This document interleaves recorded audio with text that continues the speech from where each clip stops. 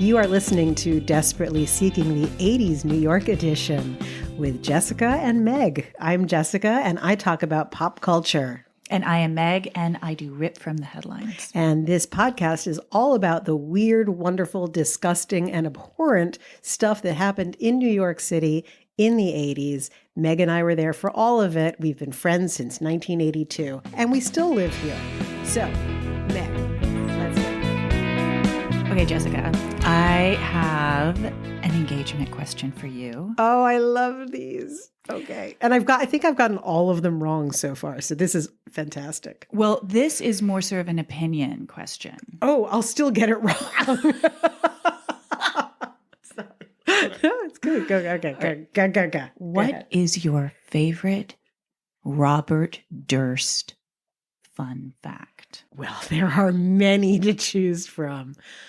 You know what it is? I think my favorite weird fact about Robert Durst is that even though he made all of this effort to dress up like a woman and to move and like live life as a woman, even though it was purely a disguise, he didn't really commit to the disguise. He was just sort of like phoning it in with like a shitty dime store wig and like some weird dresses and like maybe a touch of lipstick for going out. It was almost like he was trying to get in trouble most of his life. He wanted to be caught. And that whole, his whole persona that he created, that female persona. I mean, he might as well have just been like, "Hi, I'm Roberta Durst. How are you?" So bad. That's my favorite. Okay, well, that's awesome.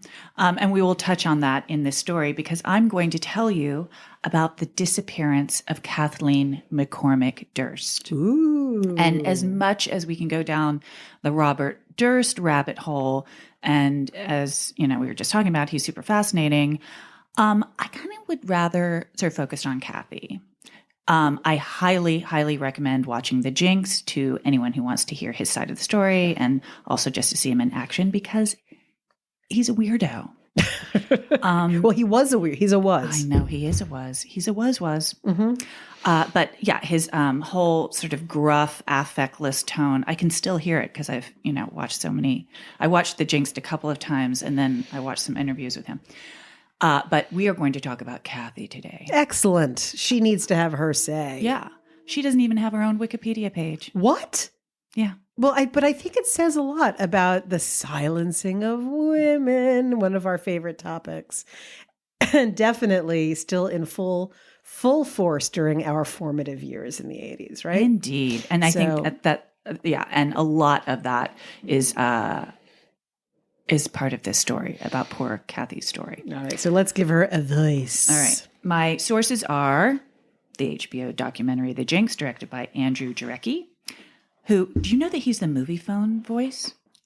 Stop it. Yeah. Welcome to Movie Phone. That's Andrew Jarecki. He's the director. Yeah, of The Jinx. I am stunned. That is a fun fact. That is a great fact. Okay, the Lifetime movie, The Lost Wife of Robert Durst, starring Katharine McPhee of American Idol fame, currently married to David Foster.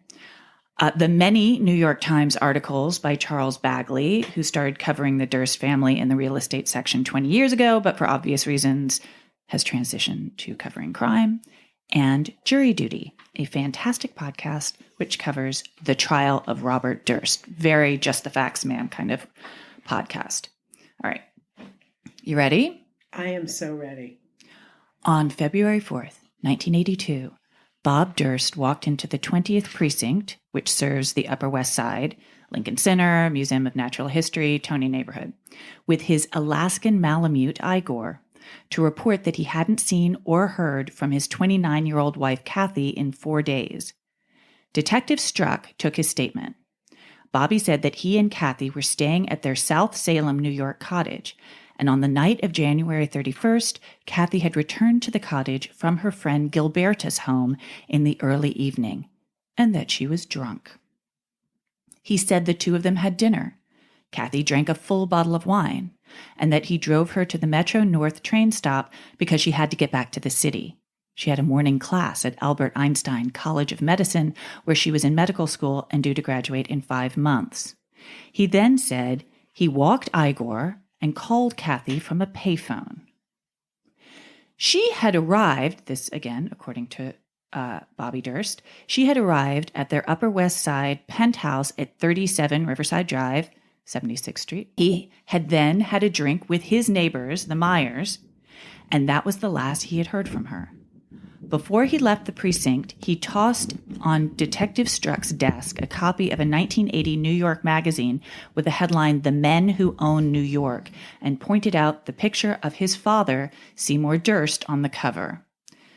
The Durst family owned many New York City skyscrapers and was worth billions. Detective Strzok followed up on a couple of things.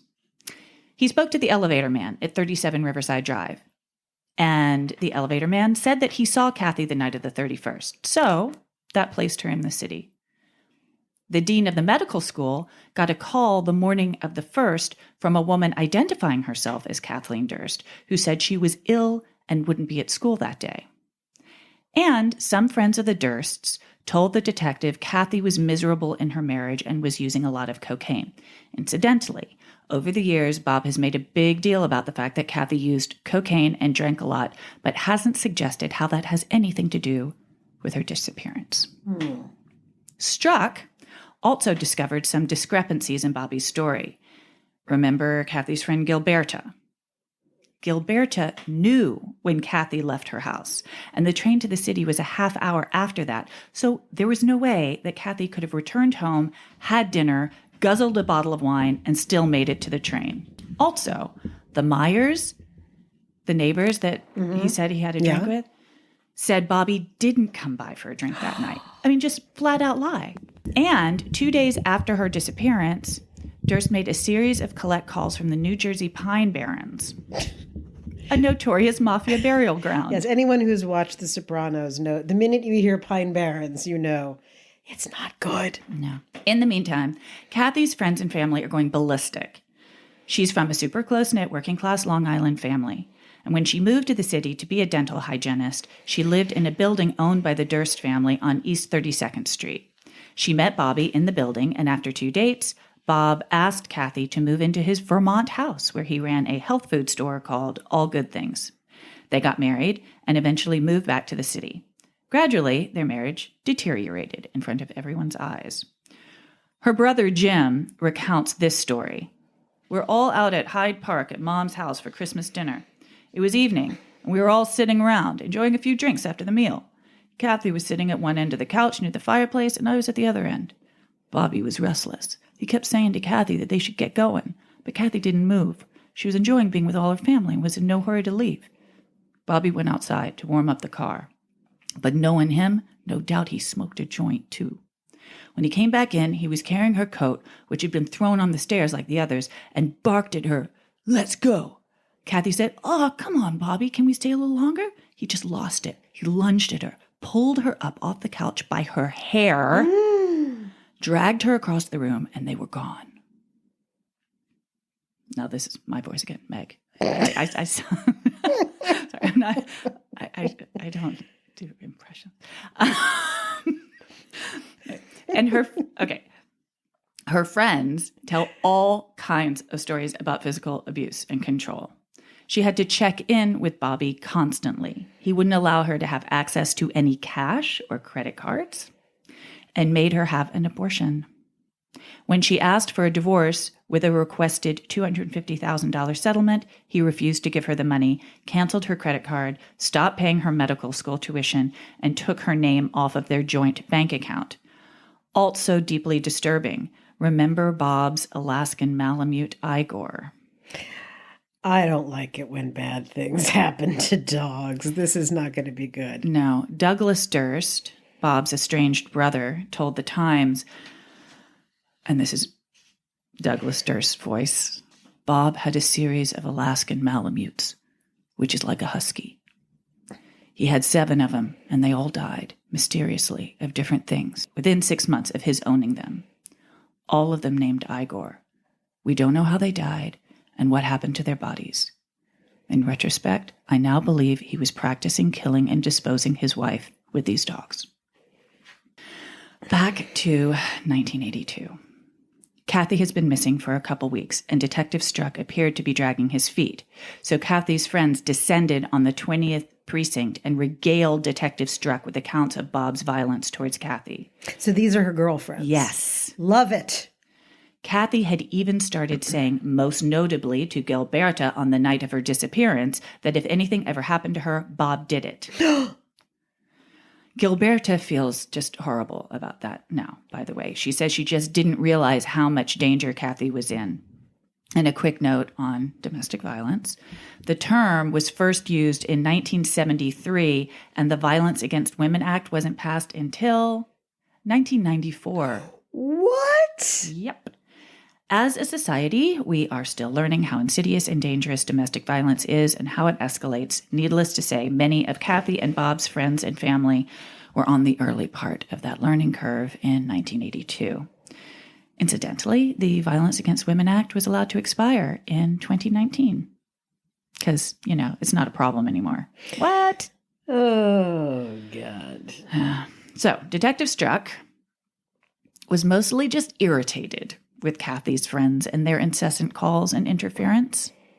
My favorite part of the story is how interfering in his not solving the case? Exactly. Okay, yeah. Great. Good job. So these three women, Ellen Strauss, Gilberta Najimi, and Eleanor Schwank, went on full Nancy Drew to find their missing friend. They broke into Durst's home trying to find evidence. They sifted through and photographed Bob's garage, where they found he was throwing out all of her possessions, including her makeup and school books and sewing machine. There was a handwritten note saying, town dump, bridge, dig, boat, shovel. I mean, you've got to be kidding me. I'm not. And did these women take that note to the moronic Detective Struck? They did. This shows nothing. This is good. Gilberta interviewed passengers on the 917 train to New York to see if anyone had seen Kathie on the train. Because it's the same people who are commuting, Sure. Their conclusion, Kathie never got on that train. And clearly Bobby knew she wasn't coming home. But Detective Struck said that without a body, without a crime scene, there was nothing he could do, in spite of all the circumstantial evidence against Bob. I mean, what on earth are you supposed to have? And the case went cold. Flash forward 17 years. New York State Police Detective Joe Becerra got a tip through the Durst's former housekeeper and decided to reopen the case. So Joe Becerra is a little bit more on it than our friend Struck. And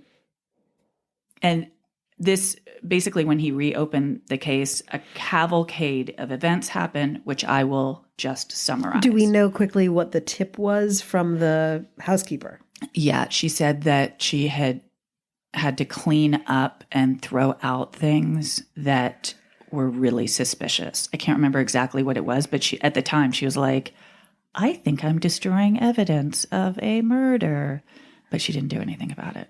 And what motivated her 17 years later? Oh gosh, it's a very complicated story that I'm going to tell wrong, but something about like her husband's cousin was in jail and he told authorities that she had information because he was trying to get a lighter sentence or get a better, cell or whatever, get moved. He was basically just trying to he threw her under the bus. Yeah, he threw her under the bus. But then when they called her in, she was like, it's true. Damn. All right. All right. So this now I'm just going to summarize what happens as a result of this reopening of the investigation, because clearly Detective Becerra knows what he's doing. So this is, again, a summarization of what happened right after he reopened the case. Remember that New York City elevator man who said that he'd seen her? Oh, yes. He recants. He said he didn't see her. Okay. I mean, it's so, right? It's just like everything's sort of a house of cards, right? Because that was the only thing that actually placed her in the city. Bob Durst freaks out that his best friend from 20 years ago, Susan Berman, will tell people that she, in fact, was the person who called the dean of the medical school. and pretended she was Kathie. And so he goes to LA. What could have motivated her to do such a Well, thing? that's another whole story. She was really good. She was devoted to him. No. If she was so devoted to him, what could have made her blab about that? Well, what a dumb thing to blab about. He's paranoid. He thinks she's going to. Also, so she had not actually said anything. No. Oh, so he's worried. He just gets paranoid because the case has been reopened. And he's like, well, she's really the only person who can, like, has evidence that I was lying then. So he gets nervous and he goes out to LA and he shoots her in the back of the head. Then he goes on the lam. He disguises himself, as you were talking about earlier. This is your favorite Bobby Durst. It is. Fact. Disguising himself as a, quote, ugly woman. That's how people, like, there's this ugly woman who lives next door to me. And moves into a ramshackle apartment in Galveston, Texas. When the dismembered body parts of his neighbor, Morris Black, wash up on shore, Durst is easily identified and arrested. I mean, he left tons of evidence in the garbage bag that he had wrapped the body parts in. I mean, not a mastermind. He is later acquitted by a Texas jury after his fancy, expensive lawyers argue self-defense. He agrees to be interviewed for the HBO documentary The Jinx, during which he confesses, killed them all, of course, in a hot mic moment, which leads to his trial in the murder of Susan Berman, which was postponed due to COVID and resumed earlier this year in 2020, and he was finally found guilty September 17th and sentenced to life without parole. And wait, that was only for Susan, not for Kathie. Not for Kathie. Then, on October 22nd, as a result of the evidence revealed in the Susan Berman trial, 39 years after Kathie's disappearance, Robert Durst is finally charged in Kathie's death. But on January 10th of this year, Robert Durst died. So not only was he never put on trial for Kathie's murder, but listen to this, his conviction in Susan Berman's death may be vacated because he died before his appeal could be heard. Speechless. Yeah, isn't that nuts? Like, why? Money. Yeah, money doesn't hurt. And I, just to close out a little bit about Kathie, this is, again, from her brother, Jim. I want to honor all that she stood for and aspired to. She wanted to be a doctor after, achieving what she did in nursing school. She was only 3 months away, and she would have been caring for mothers-to-be and babies born. She was gifted and a caring spirit. Very gifted. Just met the wrong guy. It's so chilling, and my brain is going in like 19 different directions. So part of my thought process is don't ever date anybody. Right? Because you never know what's going to come at you. But I think I've heard this story several times. Right. Just watching some of the things that you have and so on and so forth. I think, and what strikes me as chilling changes each time. I get some different detail just sticks in my head and I get really agitated about it. And I think this time around, the completely ineffective engagement by the New York City police and dismissive, the dismissal of the friends is so fucked up. Yeah, that hit me hard too. Because I know if I suddenly disappeared, you would be on the steps of whatever precinct covers 96th Street, right, having a meltdown and would not leave until until you had started a riot and a rally. I can't imagine what those women were feeling and thinking as they made these efforts that were just dismissed, falling on deaf Just ears, shrugged off. like so just dehumanizing. Okay, we've all seen Double Indemnity. We know you need a body. Okay. But with all of that circumstantial evidence, shouldn't there have been some effort on the part of the police department to go out and find a body or find whatever it is? It's not like, well, so you say, ladies, you go find the body. That's not their job. Strange. And now he's gone. Well, good riddance to bad rubbish. Yeah, it's awful that there was no justice, but or very little justice. But that's at least, I don't know.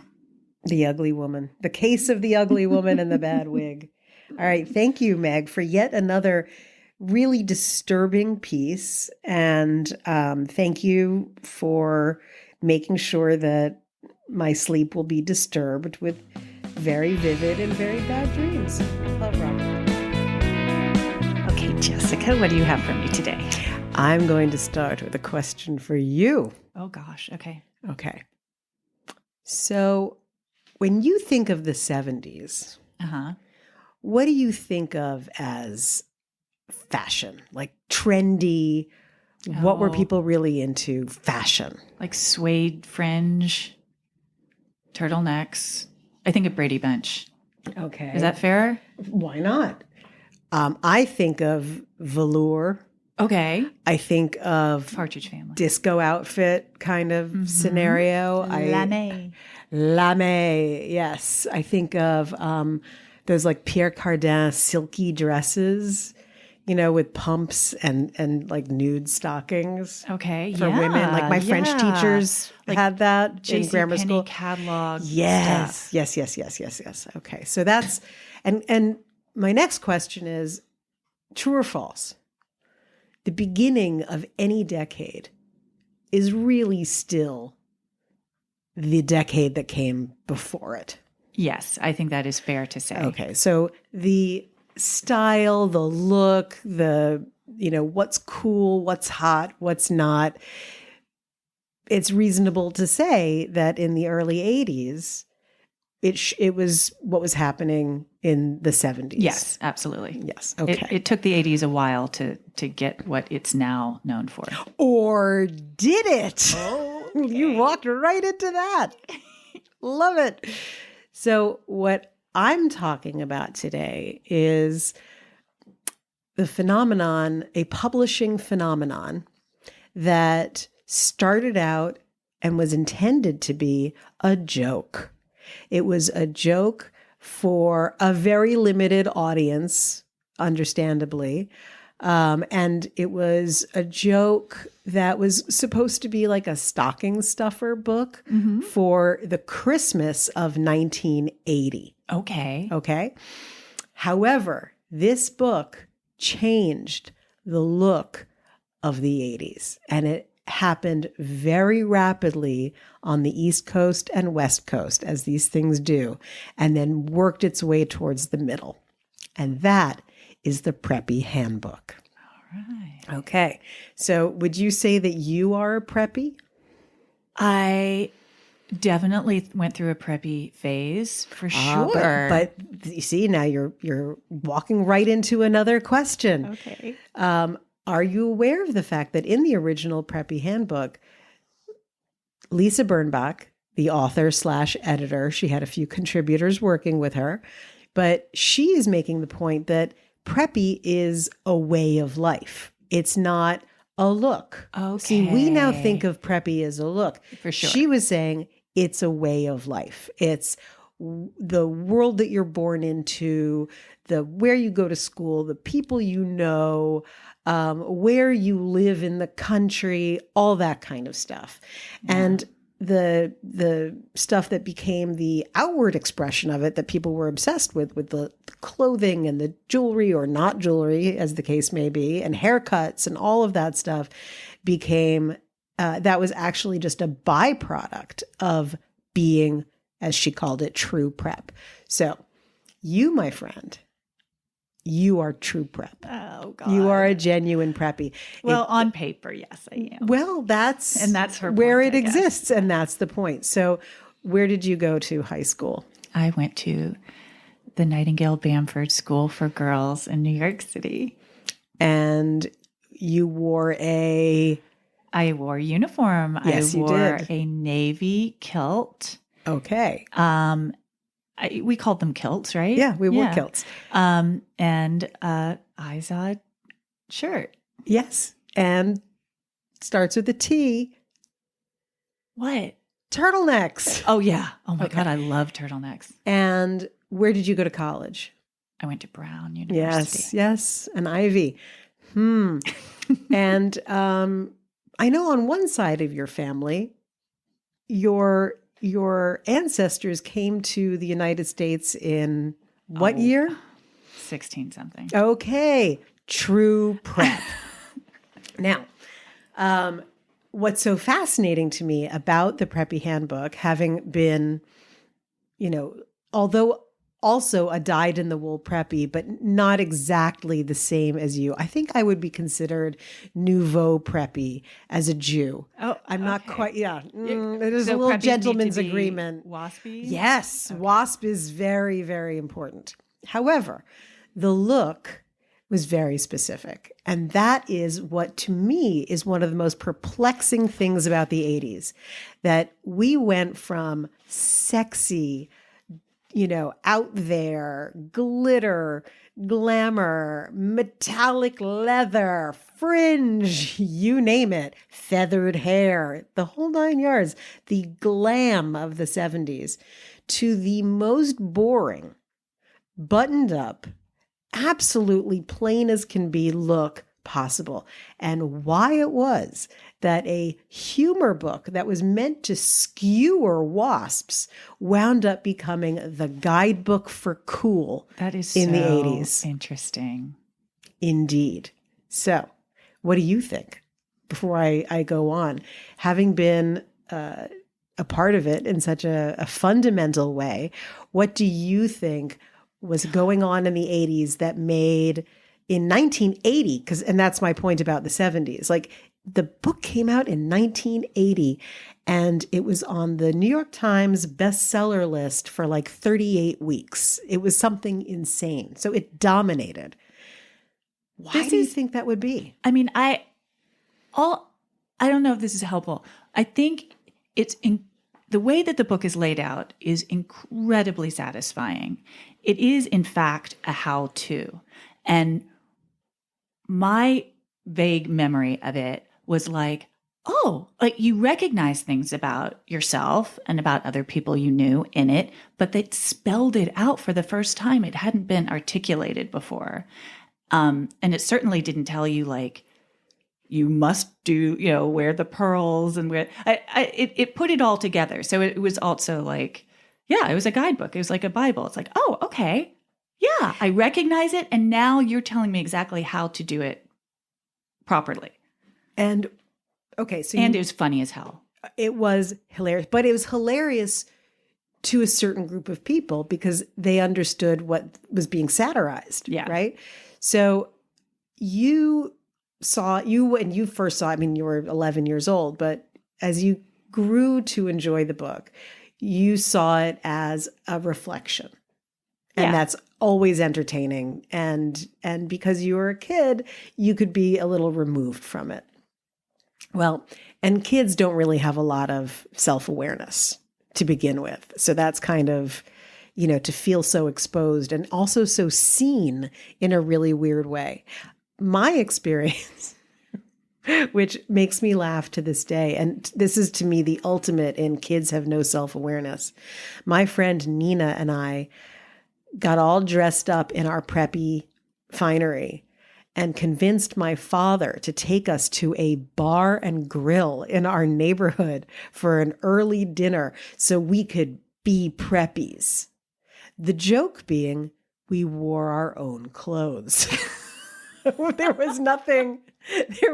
We were going out as ourselves, but with this heightened sense of recognition and self-awareness. Identified. Yes, but yeah, there was no costume going on. But what I think is amazing is that right on the heels of all of this, sex and fun and all of that came Preppy. And from Preppy came the 1980s Gordon Gekko, Wall Street, greed is good look.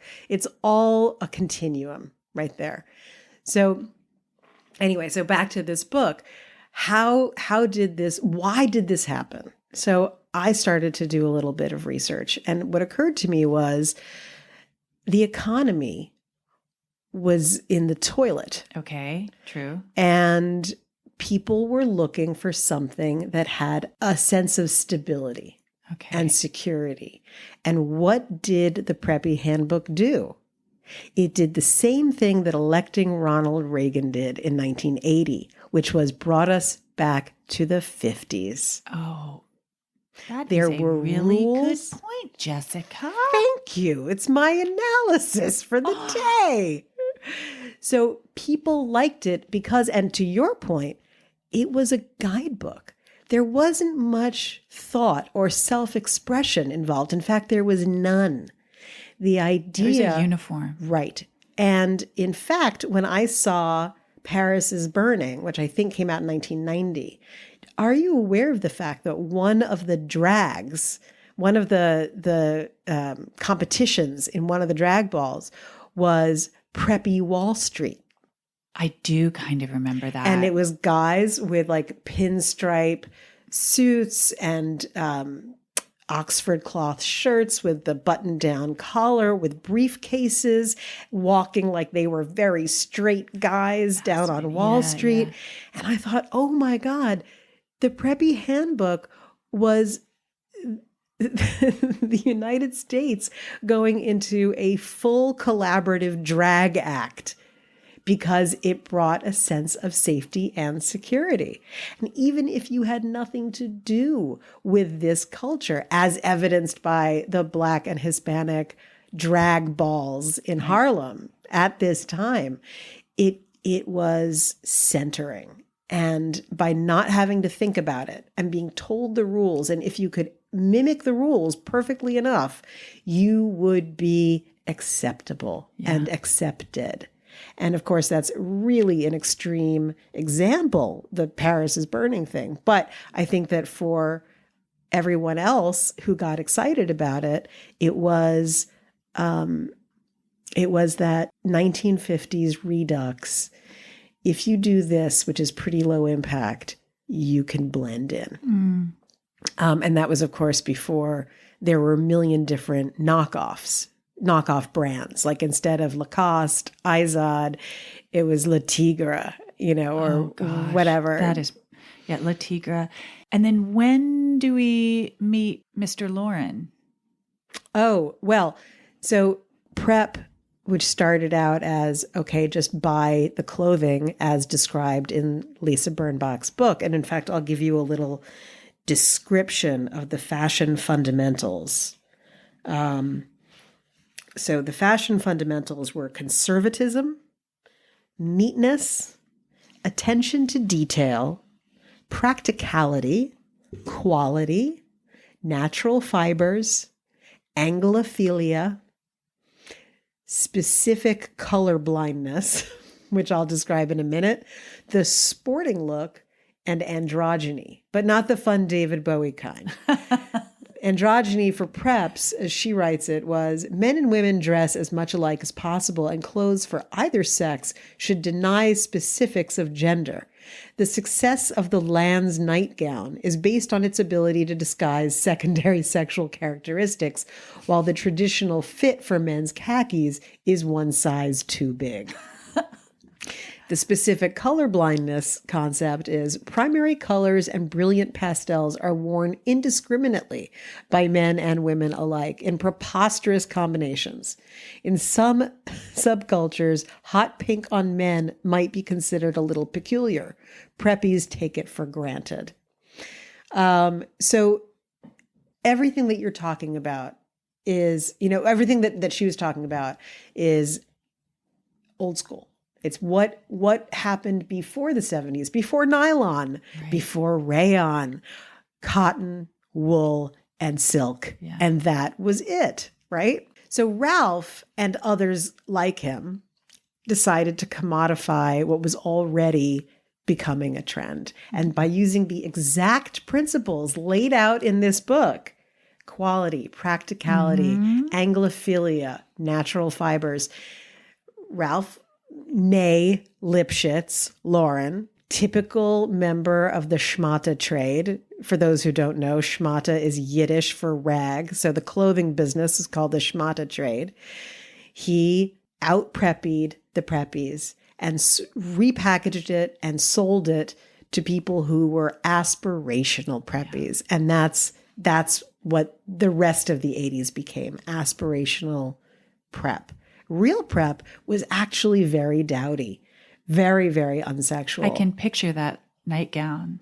Oh, yes. My grandmother got all of us in the family the same nightgown every year, and it was basically a version of that nightgown. Yeah, it's a flannel sack that has some kind of smocking on a high neck and at the cuffs with your long sleeves. So you were completely enshrouded in flannel in a tent-like kind of arrangement. Very cozy. Very cozy. Not sexy. No. But anyway, so and to your point about Ralph Lauren, amusingly, Lisa Birnbach, like me, went to prep school in New York City and a college of the high prep variety, and is Jewish. So her observations were also slightly from the outside, a little outside looking in, but completely immersed in the world of this exclusionary world of prep. So that's my feeling and my thought about the Preppy Handbook. And we will revisit the Preppy Handbook because it was, as you say, the guidebook to style and fashion in the 80s, which we have not even really gotten into. I know. But I just want to address the fact that it's so bananas that a joke book ruled and completely dictated how everyone wanted to look, and without irony. It just was taken on face value. That's wild. Completely insane. Yes. And as for the clothing, you and I went through our formative years, fully in prep. And then, we were at school, if we weren't wearing loafers, they were bluchers. LL Bean bluchers. Right. Which you could keep sending back to LL Bean for replacements when they got worn out. But in true prep style, if you were really, really, in it, you would just repair it yourself with duct tape. I loved penny loafers, and my parents put dimes instead of pennies in so you could make phone calls. So if I got lost, I could use the payphone. See? Yeah. So sweet. And then it went up to 25 cents. And then it doesn't fit anymore in your loafers. But, and what were adults wearing? You know what a great movie is to see what that look? The Last Days of Disco. Whit Stillman's movie. He's the guy who did Metropolitan. Yes. And was it Barcelona? But The Last Days of Disco shows exactly what this was and what this looked like. And Chloe Sevigny and Kate Beckinsale, who are both seen as extremely sexy women, are made to look positively unappetizing in these outfits. And they were considered absolutely de rigueur. So I recommend that as a little bit of homework before we dive further into the world of prep. So that's it. Cool. Thank you very much, You're Jessica. very welcome. I'm going to order it because I haven't seen, or I'll dig it out from my mother's bookshelf. Oh, you mean the books? Yeah. Oh, I thought you meant the movies. Well, the books, I have to admit, I actually, when Lisa Birnbach's second book came out about all of this called True Prep in 2010, she had her book signing at Brooks Brothers, quite rightly. Perfect. And she signed to me this, she had like fill in the blanks book plate. So it was, this book belongs to Jessica Jones, who prepped at Nightingale Bamford after being kicked out of Hotchkiss because of naked checkers. I leave it to the audience to wonder if that's correct or not. And her inscription Clever lady. was, she's very funny. Jessica, congrats, you survived Nightingale Bamford. Best Lisa. Ahoy, Jessica. And from the Preppy Handbook, because I brought that, I was like, look, I still have it. And I'm sure she was throwing up, like, go away, get away, freak. Dear Jessica, don't sell this. It's valuable. Cheers, Lisa Birnbach. Love it. So that's the beginning of our foray, as I said, into all things prep, which you and I are really woefully well suited to talk about. So thank you, Meg. This was fun. Thank you, Jessica. Okay, till next time. Thank you for joining us.